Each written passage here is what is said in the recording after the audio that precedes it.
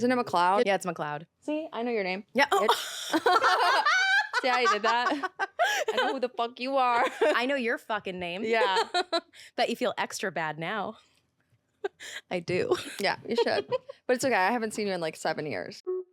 Welcome to the latest episode of Authenticated with your host, Kate McLeod.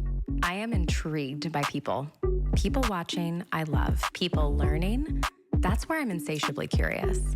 I'm interested in the why and how of the creative mind's pattern of thinking, the subtext to the creative thinker, or in its more conscious and malleable form, the creative conscious. Because when you are so clear on yourself via the triad of consciousnesses, then you become reflective to others. Meeting yourself is an infectious practice because what feels good is infectious and something I think we could all use a good dose of. So join me in conversations with a diverse arsenal of creative thinkers, from artists to entrepreneurs to serial thinkers ready to optimize their creative conscious. With me, self-made and self-proclaimed creative entrepreneur. Sounds hot, right? I'm here with Sibel Damar. Wow, nice. Way to let them know what you just did.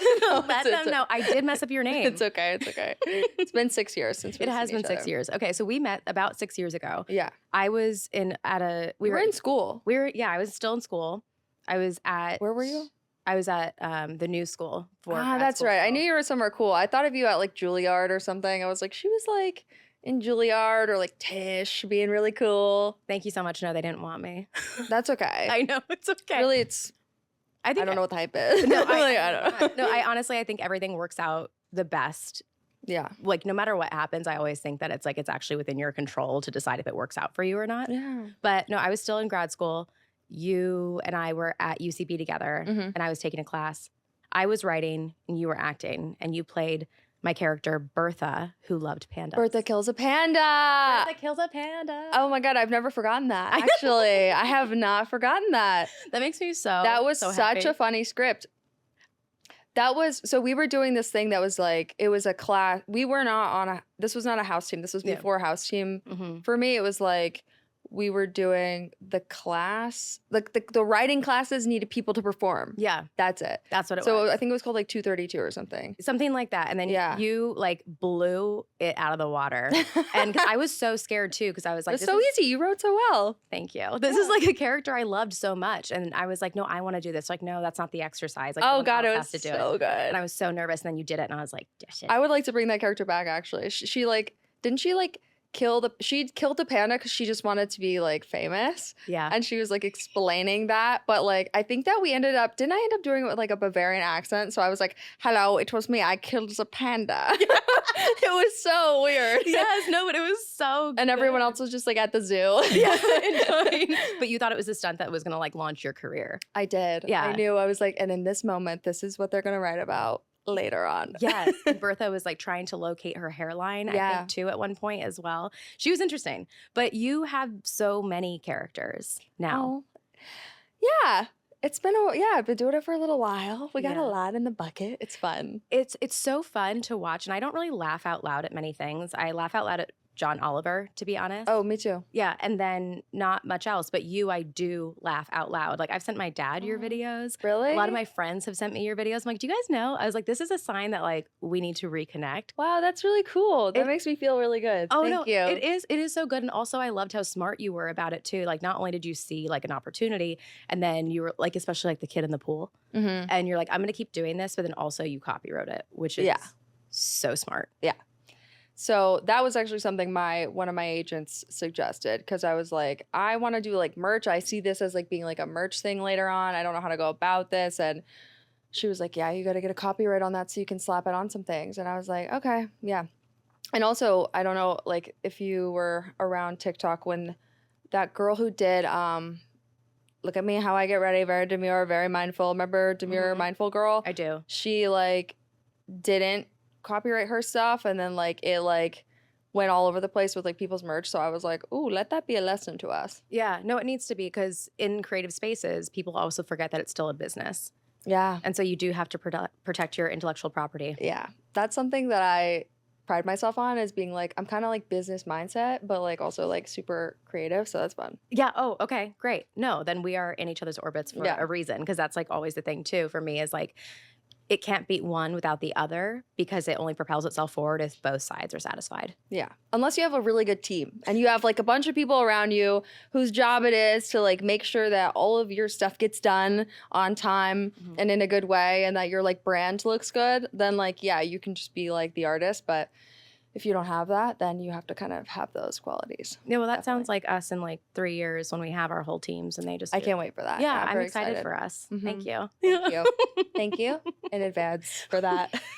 Future us is so happy. Future Us right now is looking at this episode and they're like, do you remember how hard it was? And they're like, oh my God, we cried so much along the way. We did. I'm glad you feel the same. Yeah, no, I do.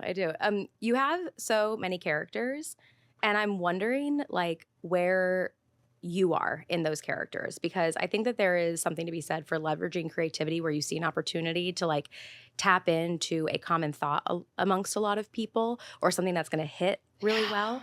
But I don't know what it is. And I watched probably 25 of your videos this morning trying to figure out what it was. Really? Because I was like, what is the one common thread? There is something and I couldn't really name it. And I was wondering if you could. That's weird. I've never been asked this question before. Oh, I love that. I really don't. I mean, you mean that there's like something in all my videos that's like distinctly you?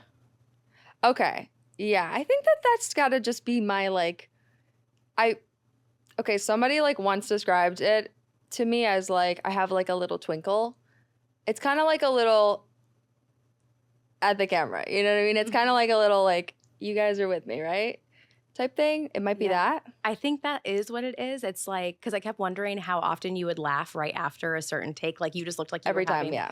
Because I'm like so laughing during it. I'm laughing after. I'm laughing. Yeah, it's hard. Constantly. It's really hard. Okay, so then where in your like creative thinking or your trajectory as a creative, like the comedy is in everything so long as you are enjoying yourself doing it? Yeah. I love that. Yeah. Yeah, that's it. It's the fun thing. I think that is actually, you just nailed it. Yeah. Because when I look at my friends who have that thing too, I can think of a bunch right off the top of my head. My friend Marina, I love you, Brasa. Like, she has fun when she performs, and when she's up on stage, you can like see how much fun she's having. Yeah. And without any regards to like what else is going on or what people think of her. And that to me is like the most inviting thing. Yeah. Wait, okay, so then what's your relationship to the fourth wall? Whoa. Oh man. Well, you think about that. Anyone who doesn't know what a fourth wall is, it's the imaginary wall that exists between the performer in their world and the audience member who's experiencing that world and entering into it.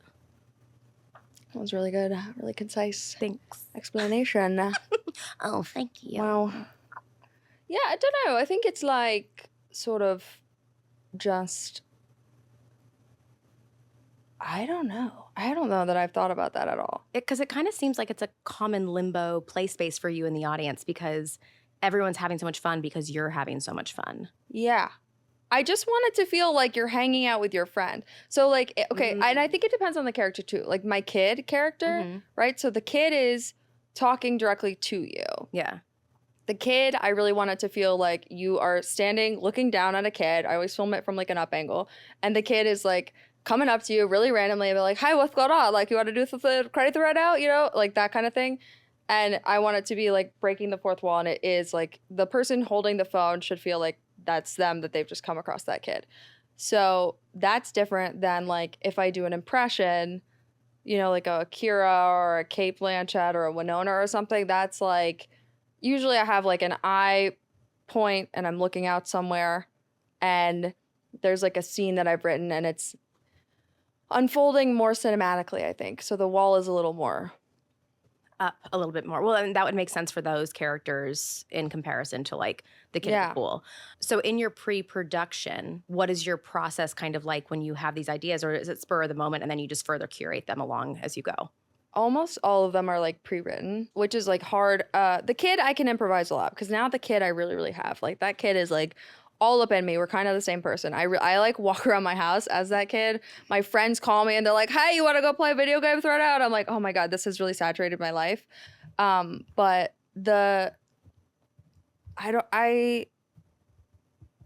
What was the question? It's okay. We had to do a little mic I adjustment. got distracted and I was like, what am I talking about you're right now? totally fine. Why is my voice making noise? Well, we were talking about kind of like the progression of like pre-production and then going on further beyond it. Yeah.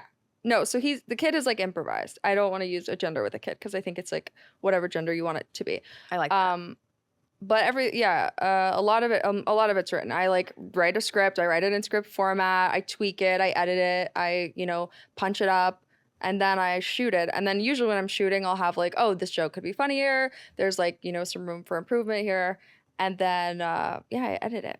I like that you just said that it's so part of you and like walk around your house and like that is you, because I think those are the best characters that anyone can create from their own self, is something that is so closely related to them, because there's that extra air of believability into it. Mm-hmm. And I think that's kind of the magic and like the twinkle. And it also came to me just now, I think your fourth wall kind of has the perspective, if I may say, of like the mockumentary style. Yeah. Yeah. That's also something I really like. Wow, you really nailed me. I love this. I've never like done a deep dive into what I do. I just kind of like do a bunch of things and hope that something sticks, which is not maybe the best thing, but it seems to work. So. It works for you. I think there's, with creatives and like when I talk to people about like their creative thinking, there are two different routes. It's one, you talk about it, the other, you don't talk about it. Because there is magic in that sort of way too. And I'm always afraid to like debunk people's creativity by being like, oh, go for it. I'm going to take out my Invisalign right now. Do it. I'm like lisping so hard. I'm just like, I don't want to do this anymore. Y'all can put this in. It's okay. Billie Eilish also had these, so we're fine. I had them 2 separate times after braces in adolescence.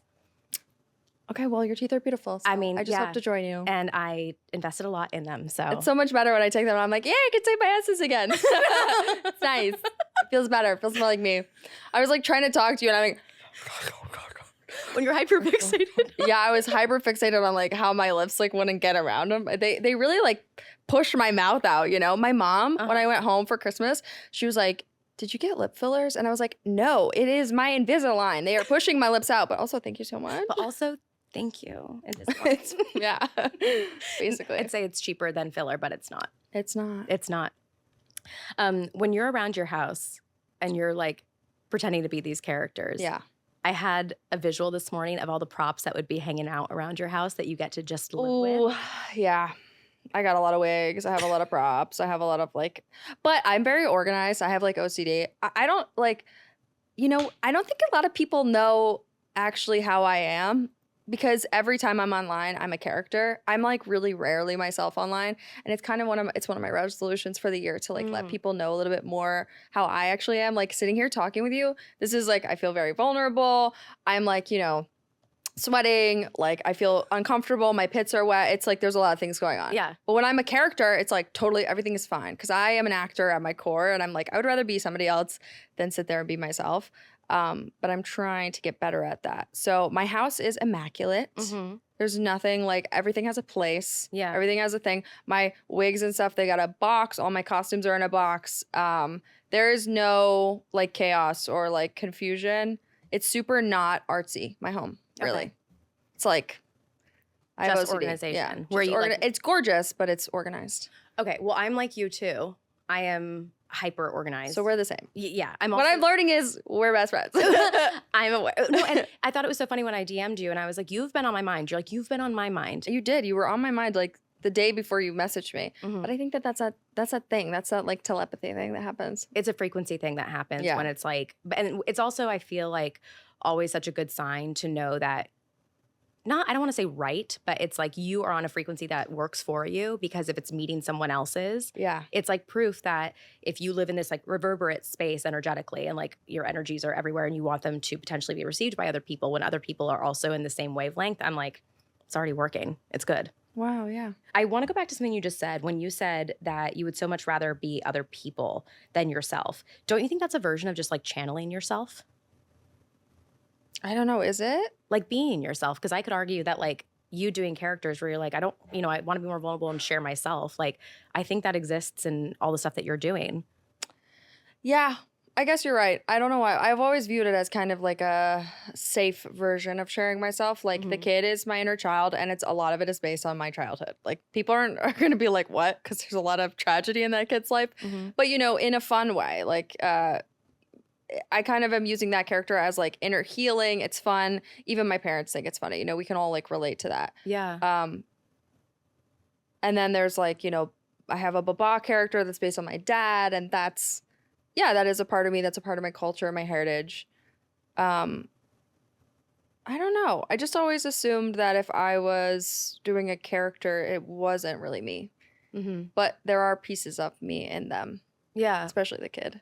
But the humor that you have with these parts being true, and you say it's healing, that's going to hit someone else to be healing too. Yeah, I hope so. I mean, I would hope so. I'm not really thinking about healing or anything when I'm making them. I'm really just thinking about like how can I kind of tell this story or this observation that I've made about something that's happened to me, something that's a part of my life, something that I experienced as a child, whatever it is. How can I tell that and have people be like, oh yeah, I've like, you know, I've seen this, I've been there, whatever, in a way that makes them laugh, you know? Yeah. Well, I think that when we're laughing, it actually makes us more vulnerable after to like accept things that could be dark and heavy. Ooh, I like that. That's kind of what you do. That's what I saw in like the kid character. I have those memories. Even as an adult now, there is that kid who comes up to you and says something. And as an adult, I'm like, oh my God, that is so heavy. And I hope that you unpack that at some point. I hope you unpack it. But I also don't think Don't you worry.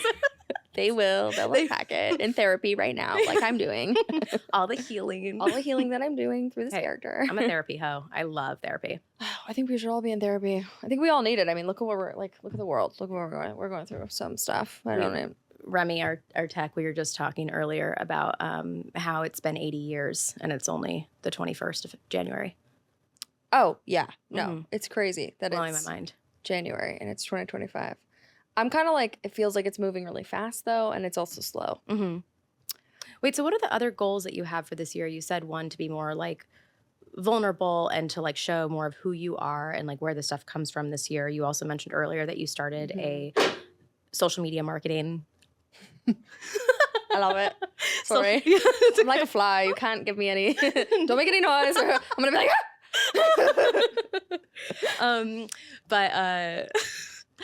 social media marketing company. So what else is working for you this year? Like, what are you working on? I am back. I'm in acting on the camera for the camera class. Acting on the camera. I'm acting on top of the camera. On top. I'm not in front of it. I'm just on it. No, but that's really good. I mean, I've been in that class for a while and I love it so much. But this year I'm like, my goal is to really do it and stick with it and be, you know, show up and hold myself accountable for multiple months. And so that's something that I'm doing. That's really cool. It's like the exact opposite of everything I do online. So like online, I'm like very vibrant and very big. And then I have to go remember how to like act for television, which is just small. So small. Yeah. And that's really fun. And I like it a lot. Behind your eyes. Yeah. Do you feel like doing the, like diversifying yourself creatively in ways that have been successful for you, like having a presence online with all the characters, does it feel like it took you away from acting in that way?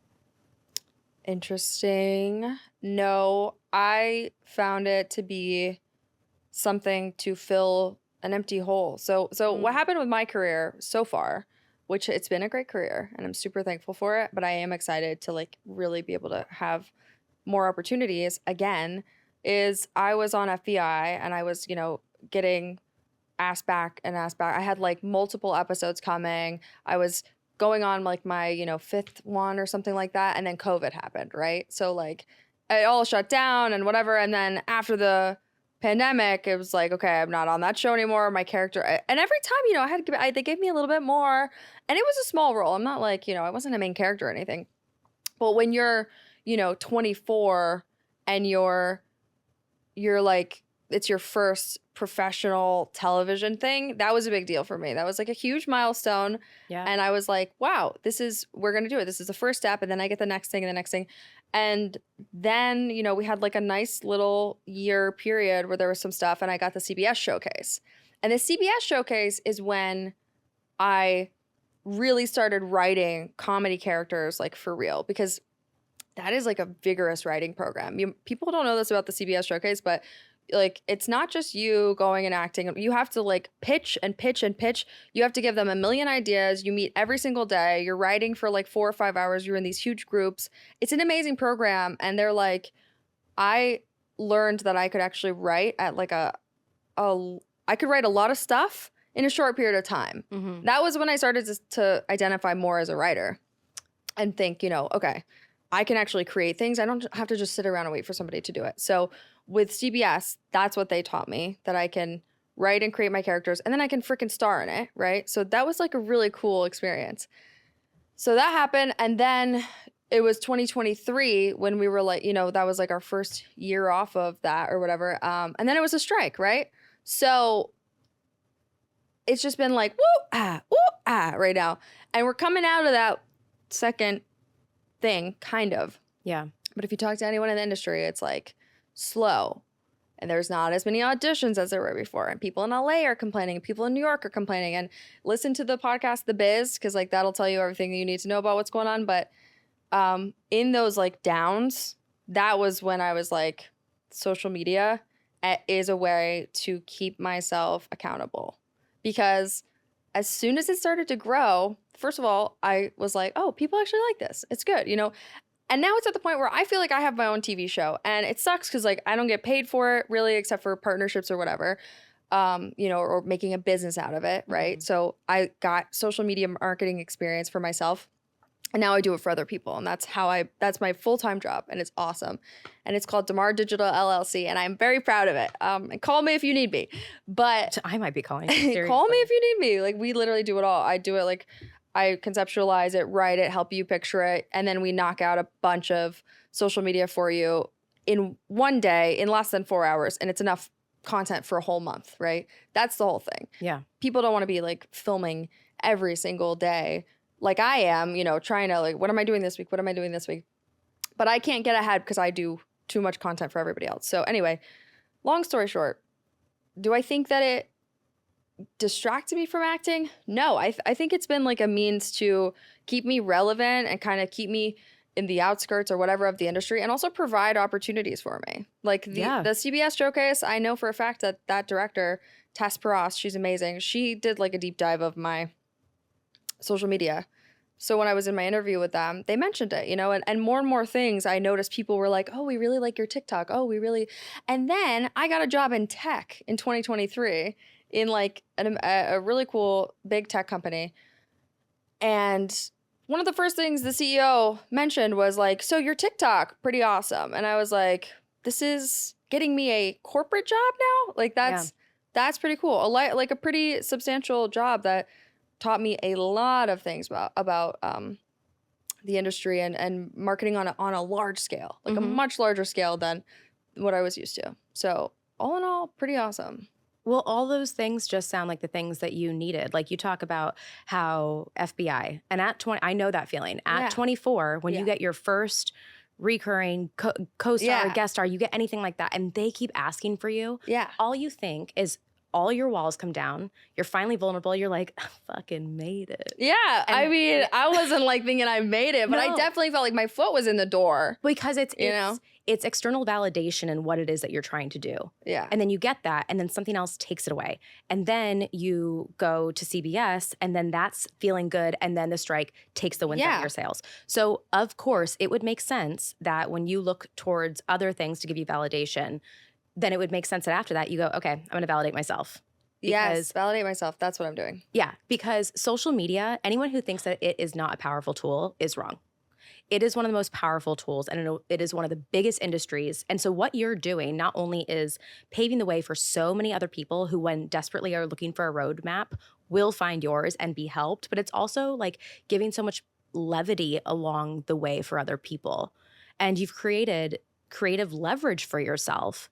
And what's wild to me is all of this is intangible, and you need to make it tangible to feel secure about it. So you're seeing like tech companies and like people talking to you and being like, man, your presence online matters. And you're like, fuck yeah, it does matter. Yeah. So weird though. It's so weird to like hear you say that. I'm like, yeah, because I have you syndrome where I go home at night and I'm like, damn, you're not doing it.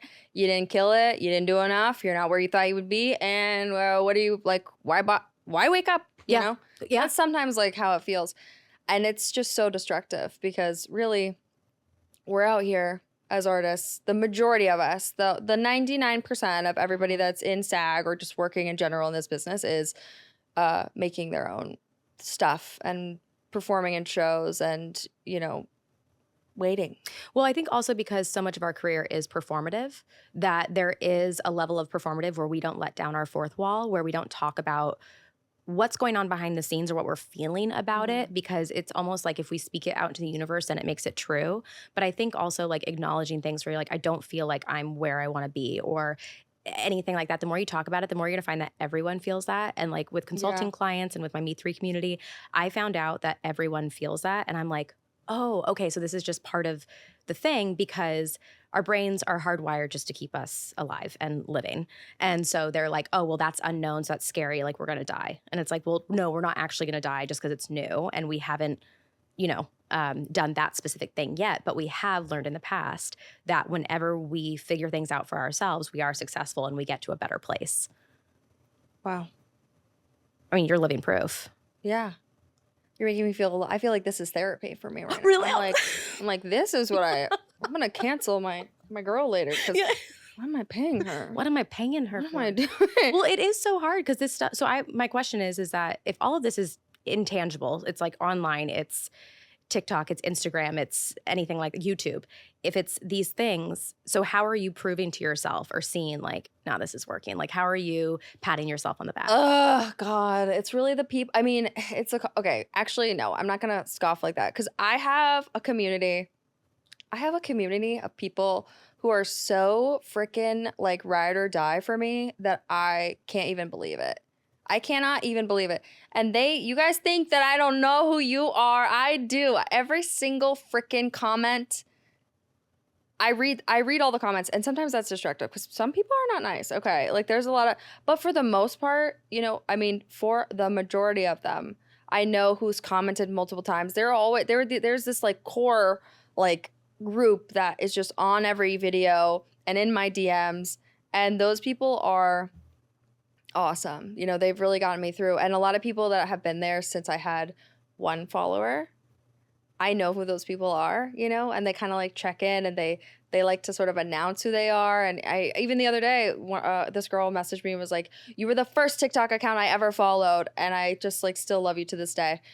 And I was so moved by that. And then like DMs and stuff. And I don't want to I don't want to be reliant on that because that can go away. That can go away. It's also a tool at your disposal. But yeah, it's hard. It's kind of scary because it's like when you're online like this, it's like having a relationship with a lot of people at once. And it can be very overwhelming. And everybody wants like a little bit of your time. Like when you reply to their comments, they're really excited about it. When you reply to the DMs, they love it, like it makes people's day. And it makes my day when I get those messages.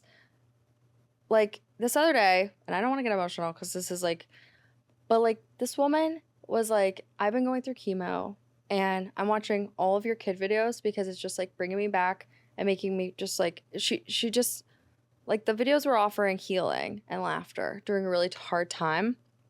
And I was like, that's what I'm talking about. Like, if I died tomorrow and I know that I made one person have less of a shitty day, then I feel really good about that. And that's what I need to like work on feeling when I go to bed at night, instead of being like, I'm not a main character on a TV show and I'm not, famous and whatever. Like, no, there are people out there who are laughing and the world is awful. So that's all I need. Yeah.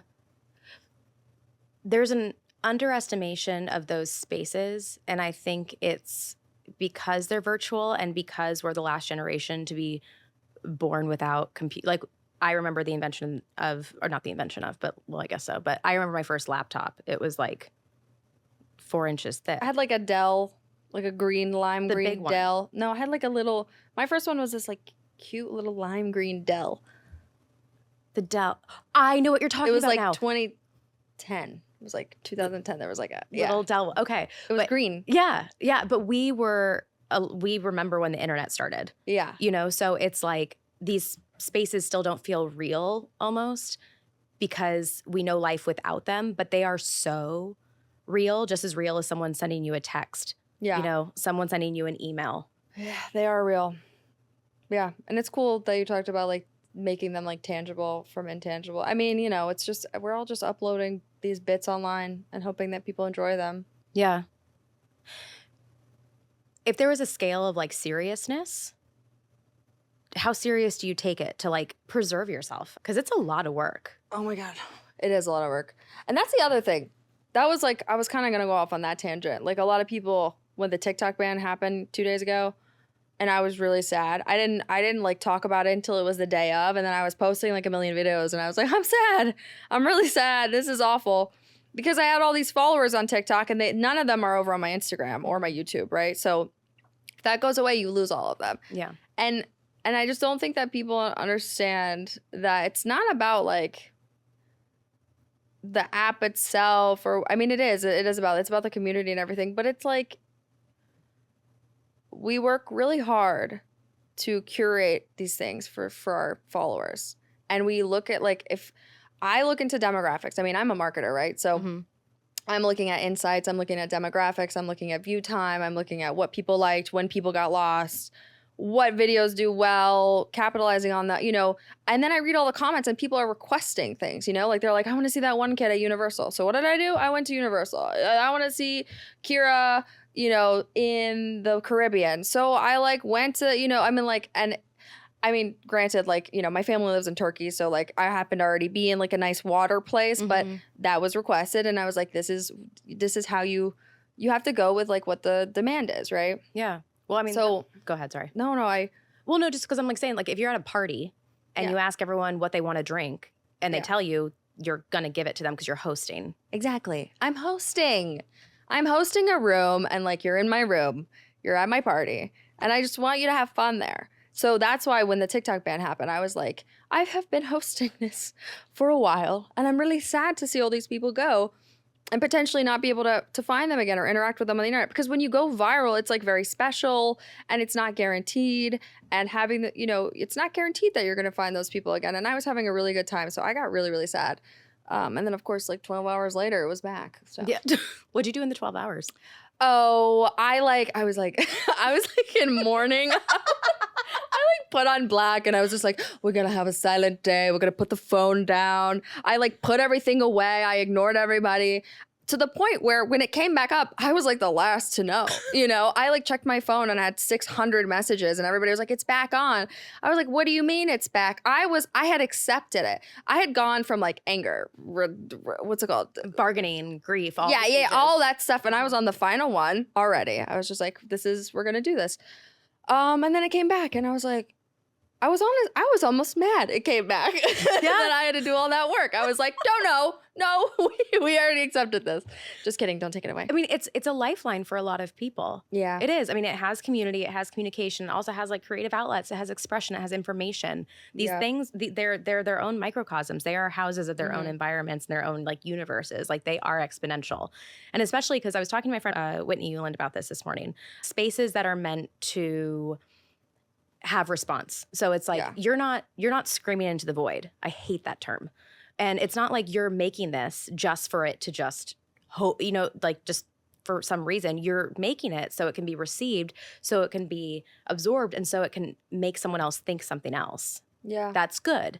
You know, it's like your own like dose of happiness towards another person, dose of joy, dose of laughter, something like that. So it's meant to be received. And so when someone says, oh, this has to go, that's hard. And also, you know, from a marketing perspective too, a lot of followers is really important. It's very hard to build too. It is. And it gives you clout with clients because I can just be like, look at my TikTok. You think I don't know what I'm doing? I know what I'm doing. Yeah. So if I give you advice, please heed it because I'm here to help you take your 50 followers and, you know, make it into something else. And yeah, it's difficult to think about losing that. Was really hard. But at the same time, I was like, but luckily my Instagram has really picked up. So, you know, I was going to at least have that. But the thing is, Instagram is so different, right? So my Instagram crowd, I think they're a little bit older. I think that it's just not the same. Like my TikTok is where all that's like where the Gen Z people are, you know, that's where it just feels like a slightly different audience for me on TikTok. It's interesting. If they would come together, that'd be really cool. I'd like to combine them. Does one feel more receptive than the other? I think that like they're both receptive. I think that it's just like two different families, you know? It's like Instagram is my like very honest, very cut and dry, really tell you how they feel community. And TikTok is more just like people want to have like the wittiest comment and they want to have, you know, they want to participate in it and they want to things like that where they're kind of like competing more with each other and less with me. Is really fun. Yeah, but people on TikTok are mean too. You know, I mean, God, yeah. Which I never understand the point of. I don't understand the point of it. I'm like, so you're choosing negativity, which is only going to propel more for you. Yeah, I just think who's winning? I don't know, but it's so easy, you know, because think about all the people that are out there that are not. It's usually people that you go to their profile and there's nothing there. Because they don't have to figure out. They don't have to think about how that feels. Yeah. How has your creativity changed with being massively seen? Oh man, honestly, it's been really interesting. It's gone up. My creativity as a whole is just like on the up and up all the time. It's great. It's given me the confidence to write my own show, which I'm currently working on and I'm really excited about. Amazing. It's given me a lot, the social media stuff. Yeah. But it also kind of gets you in your head a little bit. So there's this like little thing that happens now that's like you're kind of worried about how it's going to perform. I try really, really hard to just not care how something is going to do. That's the goal, right? You want to curate it and you want to use all of your knowledge and all the little pieces that you've put together and every data point that you can to make the most, this is probably going to do well video, right? But at the end of the day, it's like there's not really rhyme or reason. There's like an algorithm and you know they say that it runs everything, but I really don't know. I think that it's chance and it's, you know, if people are interested, if people like it, how many times they swipe, really it's just hit or miss and like the time you post, whatever. So I try so hard to not care because I have put hours and hours and hours into content before and it gets like, you know, 3,000 or 4,000 views, which for me is like not where it should be. Yeah. And I have to try really hard to not be like, well, that was a bad idea and it sucked. Because usually it's not. Usually it's really cool. It's just not, it just didn't perform well or it didn't have its moment or it didn't get seen by the right people at the right time. The first like 100 people to see it weren't the right people. You know what I mean? Like there's so many things that affect it. So it's hard to not let that type of reaction make you think, oh, I am not good enough or whatever, like this idea wasn't good. Yeah. And that can be really harmful because let's say you post a character or like a show idea or whatever and it doesn't perform well. That doesn't mean that the idea is bad or that the character's not good or that there's not something there that you need to cultivate. And a lot of us as creators, I think, can kind of take the first impression and say, oh, that one didn't work, and then just toss it away. And I think that's super detrimental because I think that there's so many good ideas and so many creators out there that are creating these really amazing things and they're getting 500 views or whatever, but it doesn't mean that it's not amazing. I mean, the number of times I find creators that are doing something and I look at the number of views and I'm like, how is this not viral? It's very often. Like it happens all the time. And so I always comment and I'm like, this is freaking gold. Keep going. You don't give up. Like this is going to be, you know, I try to support them as much as I can, but that's beautiful. Like, just don't let the views get you down because what do they know? What does the algorithm know? You know? Okay, well then, especially someone like you who is creative, and it's like you're an actor, you're a writer, you're all of these things, but you also have the analytical side from the marketing. What is the balance between gut and data? Ugh, I go gut every time. Data, I'm like, it's fine. Like, I know I have, you know, a 60% female audience, but that doesn't mean that, like, this sort of, like, more masculine idea isn't gonna cut it for me. Like, maybe if I want to do a football joke on Football Sunday, like, that doesn't mean anything. Like, go with your gut. You know what I mean? Yeah. Oh, no, that makes complete sense because also data's great. Data's information, but gut is so much more information and so much more aligned information. I think that's a fascinating balance to have. And I always think that everything is information, whether it's negative or positive. And that's what kind of keeps me in the middle ground. And I guess protected. But also I genuinely think that the definition of anything is just information. Wow. Thanks. which is like all social media. It's just like getting bombarded with information, right? Like, yeah. that's also something that I'm like, that's a different time. Now I'm like going off on a tangent in my head because I just saw a video before I came here and I'm like, oh my God. Like, okay, can I sidebar really quick? Please. Okay, so you know how like Elon Musk, like low-key just did the like Heil Hitler thing? He high-key did it, yeah. He high-key did. Okay, sorry. It's Yeah. true. It's just, it makes me very uncomfortable to even talk about that because I'm like, I don't even want to bring that up because it's like, how can you? Yeah, we hate it here. Yes. So then I saw another video immediately after seeing that of this guy who was basically saying like that it was AI and like trying to prove how it was AI and blah, blah, blah. And I'm sitting there thinking like, I saw this live. I watched the inauguration. Same. For political. I want to be current. I want to know what's going on. I needed my references. I do a Trump, so I like really needed to know what's going on. So I was like, I'm here. I'm taking notes. I'm writing down what he's saying. I'm like, remain in Mexico. Very cool. Remain in Mexico. All right. Catch and release. I love it. We're getting so many things to talk about here. And then that happened. And I was like, whoa. And I saw it with my own eyes. You know, I'm sitting there. I'm like, this is live television. This is like, it's not, you know, a new concept. How are you going to AI that live? I'm sorry. It was crazy. But the number of people that saw it was awful. And then the number of people who believe it now at this point, it's like, that's a whole thing. So the misinformation for me is super scary. I think it's scary too. And I also think that the misuse of delusion is scary too. Where it's like, well, that doesn't align with what I believe, so I'm just not going to believe that. Actually, I'm going to support previous like thoughts with this somehow. If I dilute this enough, this is going to support the way I already thought, so I don't have to think a new way. Yeah. Yeah, that's it. Yeah. And I don't know why it's so scary to think. And like, I decided a while ago that change was just going to be super exciting for me. Oh, good for you. I'm still very change resistant. Hey, but it makes sense though. We're not meant to. But our survival tactics as like a human species is to constantly be adapting and evolving because that's what evolution is. But it is a scary time, and I think that also a lot of people use online attention leverage or creative leverage to kind of double down on what they're already afraid of. Mm-hmm. Yeah, definitely. Like, yeah. This explains why my YouTube is filled with like scuba horror incident. You know what I mean? Like, because that's what I'm afraid of. So I'm seeing a lot of it. Because I like to go into that. I'm like, yeah, I'm afraid of this. I'm going to keep watching. Yeah, more.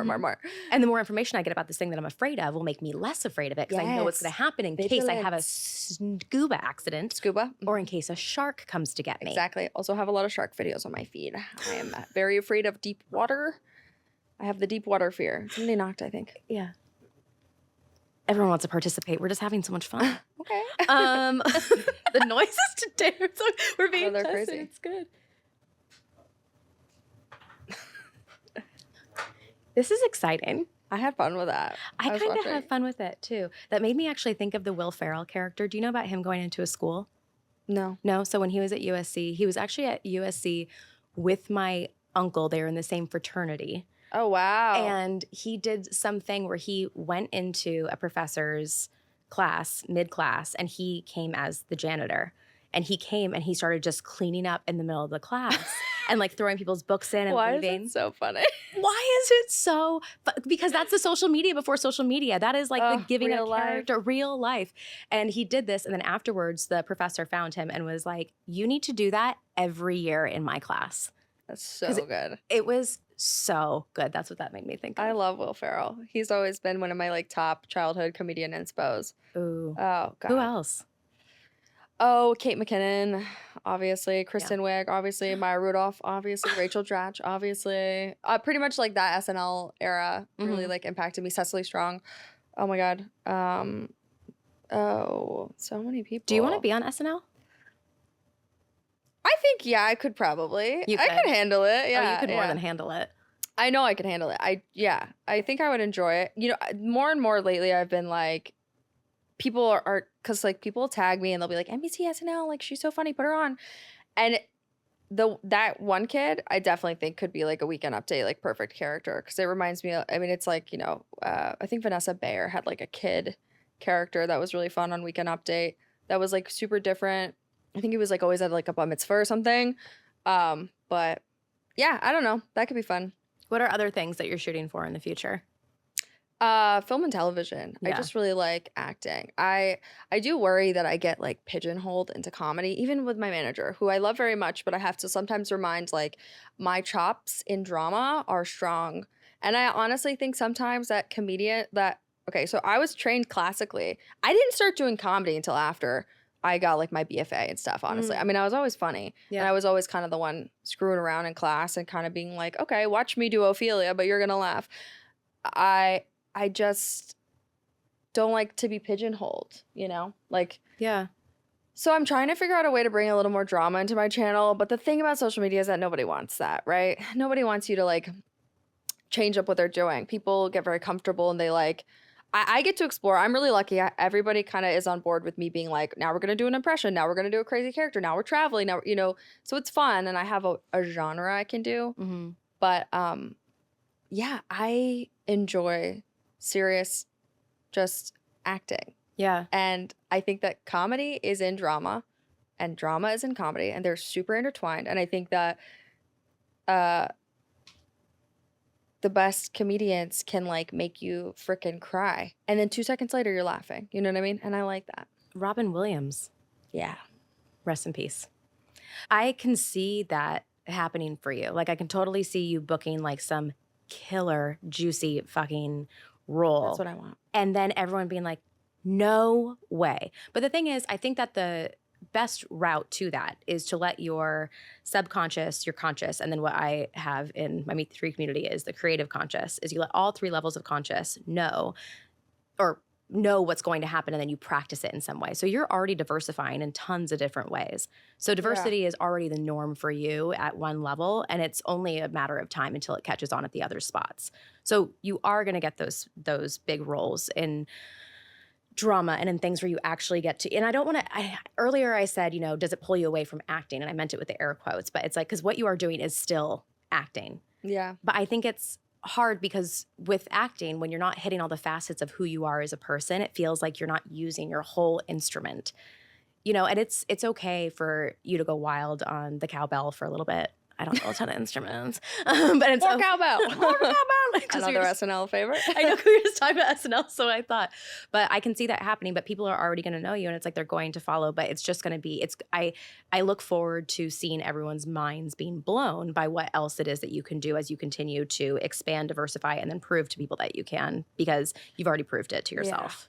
Yeah, I look forward to that too. If everybody that followed me came to my acting class, they'd be like, okay, that's different. You know what I mean? So I wish I could do that, but we don't record anything in there, which I've been meaning to talk to them about. Yeah, well, you should be able to, even just to watch it back after too. I know, it's just not part of their program, which I think it's cool. The whole point is like you gotta learn how to feel when something is good. Because here's the thing, when you're on set, and this was like a lesson I learned as I was working on a big set, it's like you do it and then like, you know, if you get it, I think we did some scenes they'll be like 15, 20 times and you just have to do it again and again. Yeah. But you never get to see it unless you're in on those dailies. You know what I mean? Unless you're a part of the people that get selected to go and watch the playback of the day, the dailies. You don't know what it looks like until it literally comes out. So you have to know what it feels like to get it right. Because if a director asks you, if you're lucky enough to have a director who asks you, are you feel good? Which that's super rare. Yeah. Then you need to know if you feel good or not. And so to do that, you need to know if you got it without having to see it roll back, because you're not always going to get to see those. No, you're not always going to get to see the evidence. So you have to create your own. Yeah. So if you had to just like, in an idea really quickly, if you had to tell me actions right now that you would take that would help you diversify and show more of yourself in this new year, what would it be? Oh, okay. Find a way to still be funny, but like throw a little drama in there. Just show like a little less wig, a little bit more like, you know, there are some creators that do this really amazing like scene style thing, you know, like Mackenzie Barman. I don't know how to say her last name. I can't ever remember people's names, but apparently like neither can I. Do you know? Throwback. Okay, call back. Do you know the girl on TikTok who does like her whole thing started when she was like singing songs and they were like apparently problematic, and then her other self would be crying. And it was like very dramatic. She filmed it like super cinematically, but she'd be singing like, you know, like Ring Around the Rosie, whatever. And then her other self would be like, hey, you know where that comes from, right? I know exactly You know who who you're I'm talking about. Yes. Mackenzie somebody. Yes. I'm sorry. I would love to work with her one day. She's fantastic. But like she really throws drama in her work. And when I see her, I'm like, I could see how I would cast her. And that's something that I'm trying to figure out how to do more for me. How can I show casting that I'm castable for film and TV, not just, you know, for SNL, which I would love to be on SNL. That would be an amazing experience and creative platform to have. But if I'm also looking at TV, you know, you kind of have to go outside of character. So I'm trying to do that. Other things, oh my God, I don't know. I'm talking to myself in that scenario, right? Yeah. Yeah. I think what's cool about the one that you just said, though, is that you can apply basically a formula in terms of another person, which means that you have the scope to switch it back onto yourself.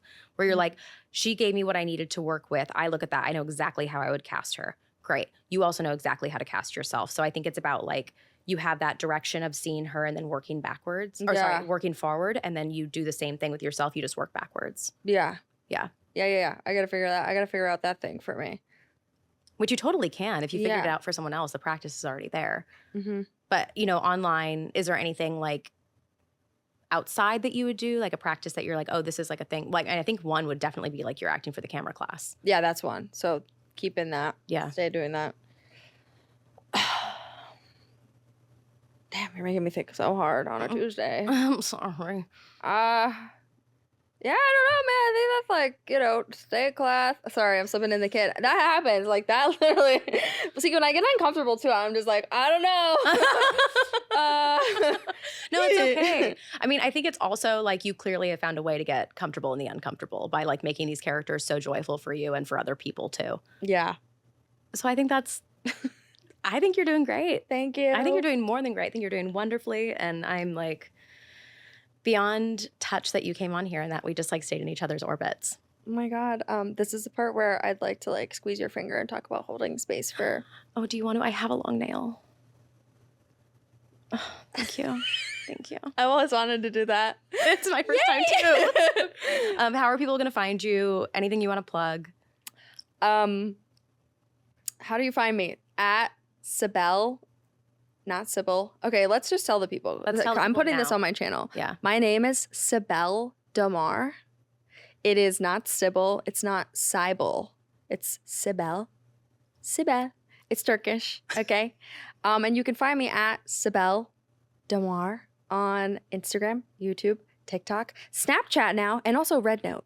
I got on all of them. I was like, when TikTok was going down, I was like, I'm not going out yet. No, diversity is key, man. Yeah, get yourself so hard. everywhere. You have to post on everything. Oh, I know. Honestly, it is a there's a reason it's a full-time job. yeah.